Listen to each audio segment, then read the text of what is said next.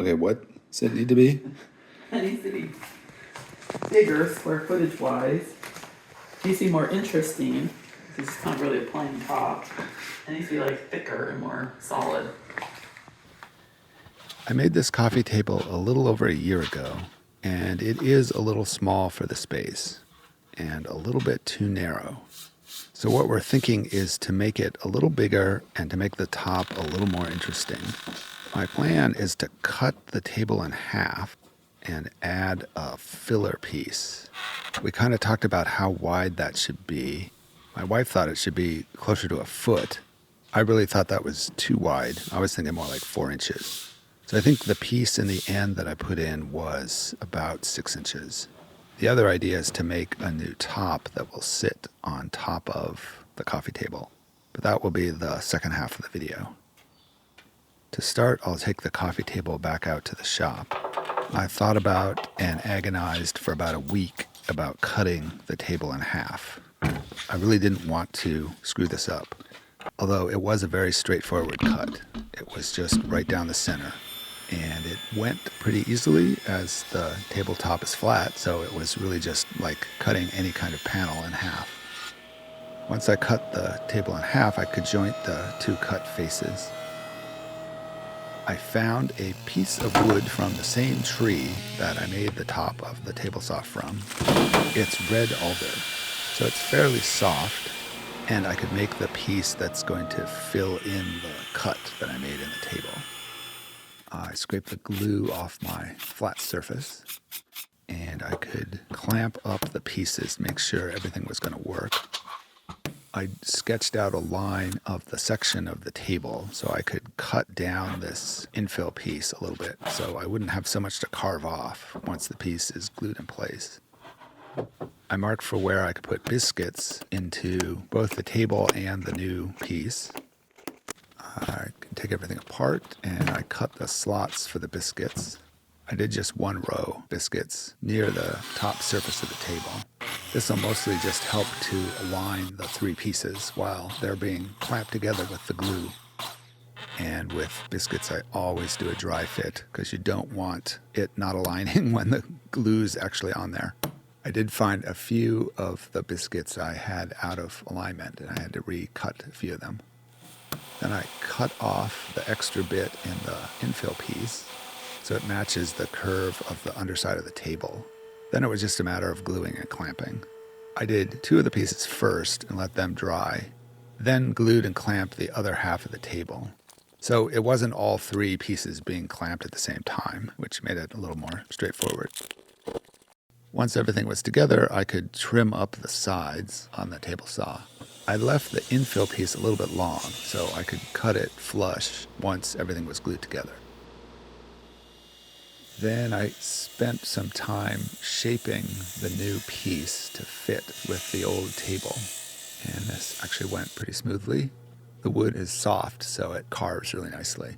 I started with an Arbortech carving disc, and this gave me chips instead of sawdust, which was a little nicer. Then I used a abrasive wheel to do the finer carving, as it carves a little slower and it's a little easier to control. Then I used the orbital sander to make everything smooth. This wasn't really removing any material, it was just getting everything smooth. To do the top of the table, I ran the table over my big drum sander. And this is a place where this old design of this drum sander works really well because I wouldn't be able to feed this table with the legs through a regular drum sander. As it's not a panel, it's got a lot of thickness.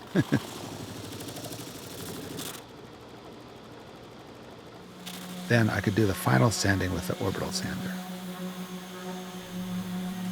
So the table is about ready at this point, and I can start working on the top.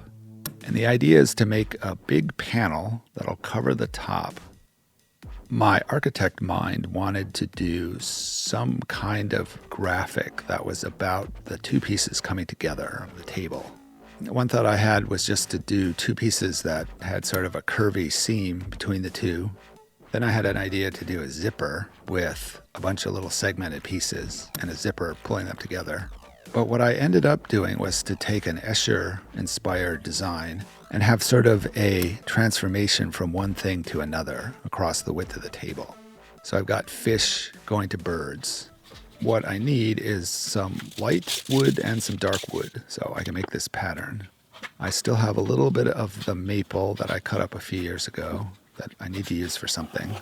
And I went and just bought some walnut for the dark part of the pattern. I can clean up one of these slabs of maple to get some lumber out of it.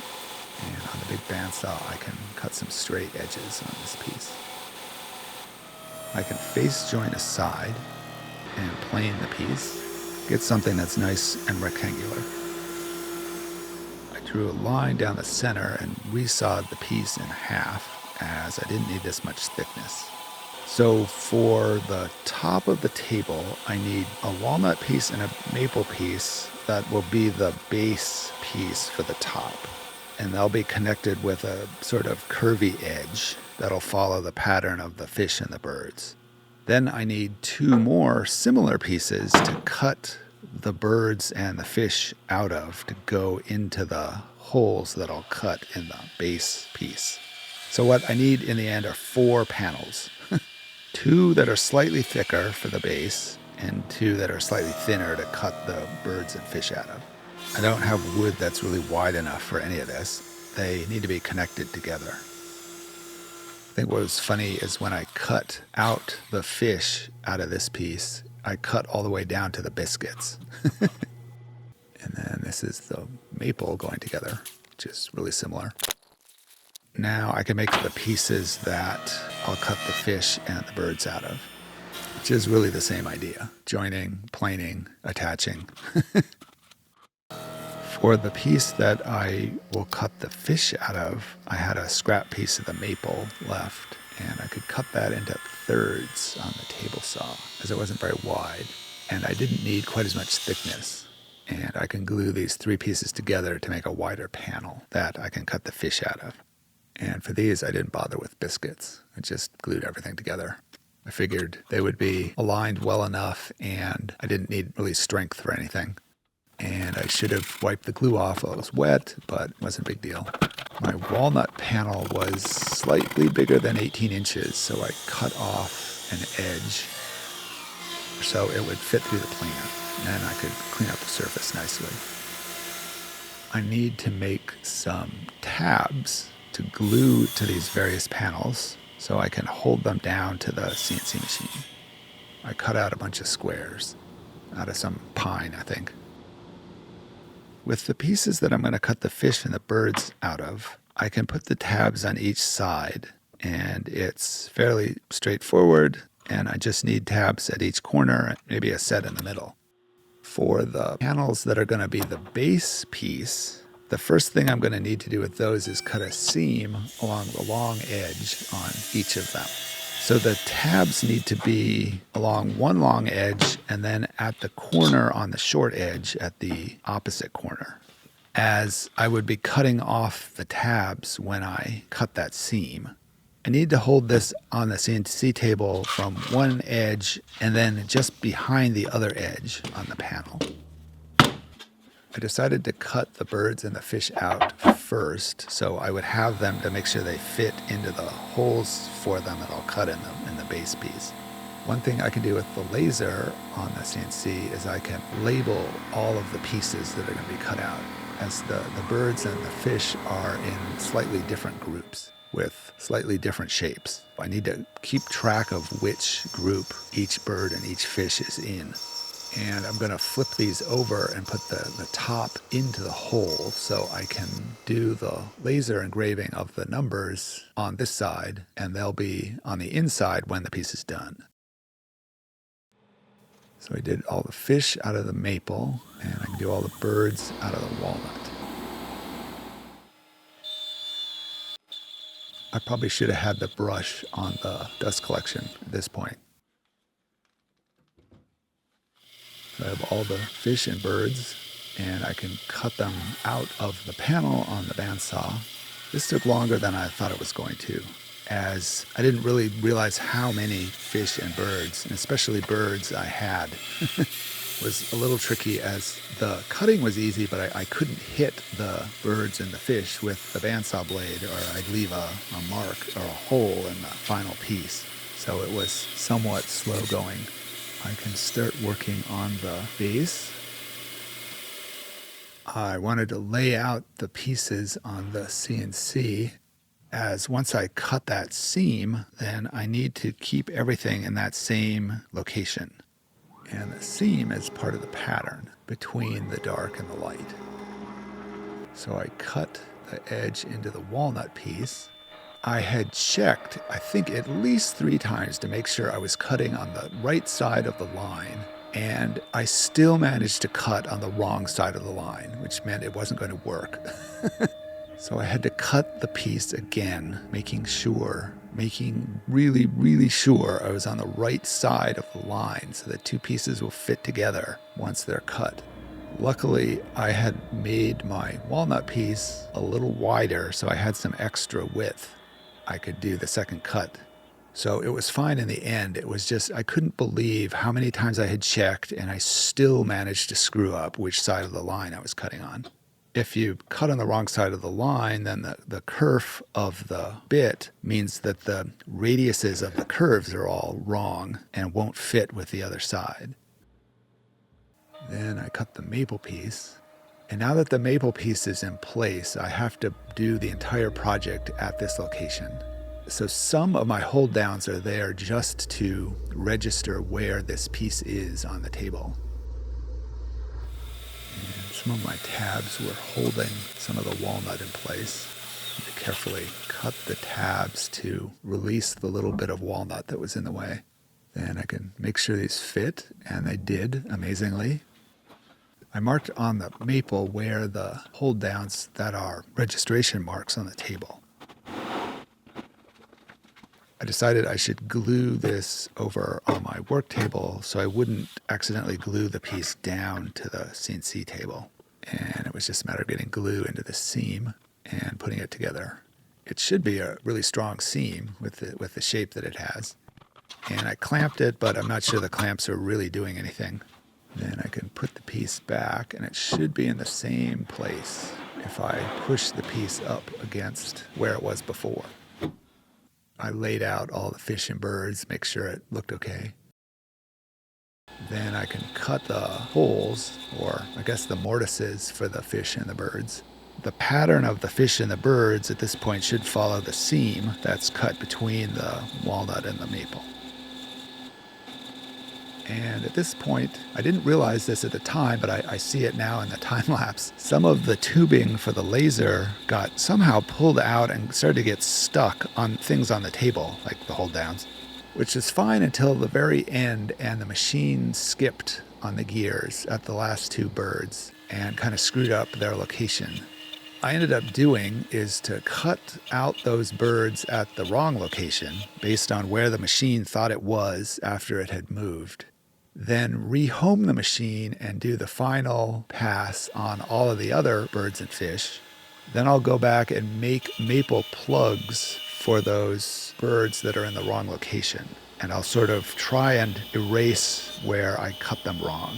Then I'll go back and recut those last 2 birds in the right location.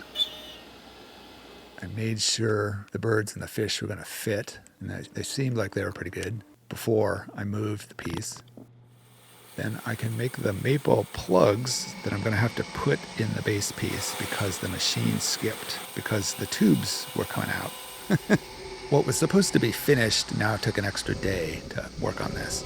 I had a little piece of maple I could use, and I jointed and planed, and the piece was actually kind of pretty. I resawed this piece as I didn't need that much thickness. And I didn't have to glue these together. I could just cut the birds out of a single piece. I planed them down a little bit. I took the base of the top off, and without moving my 0 point on the table, I can cut out the birds. I had to put the piece of wood down in the right place. And I can glue those 2 birds into place. These are maple birds going into the maple background, but they're in the wrong location by about 1/2 inch because the machine moved. I needed to make sure there wasn't any glue squeeze out in the correct bird mortises, as it would really be a pain to dig that out once it was dry.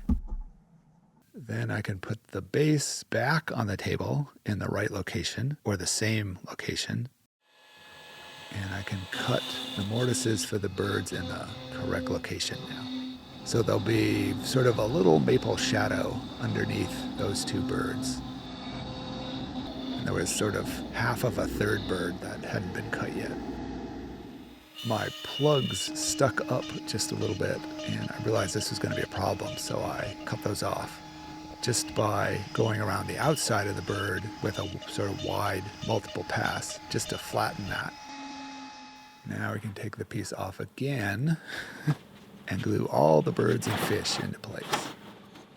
Before I put the glue in and start gluing, I need to drill a small relief hole in each of the mortises to let the air out as I'm pushing the piece with the glue in.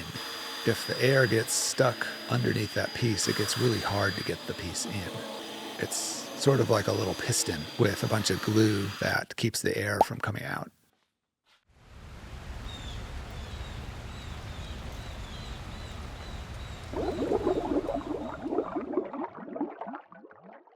Then it was just a lot of gluing and a little bit of tapping.